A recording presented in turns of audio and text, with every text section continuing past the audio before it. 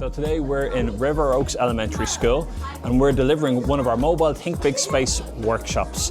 The students are working with robotics kits, we're learning about the cloud, we're data collecting, but what we're really doing is developing key skills, engineering design, process design, thinking, scientific inquiry, but they're learning on their terms. It's all about discovery, peer-to-peer learning, collaboration.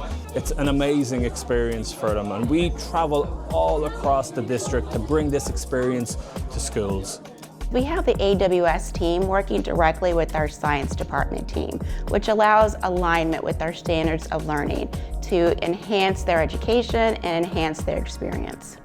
I think the mobile lab is a very good education for students so they can learn about engineering, and if they want to, in the future they want to become engineering, they have the interest because they already know how to do it.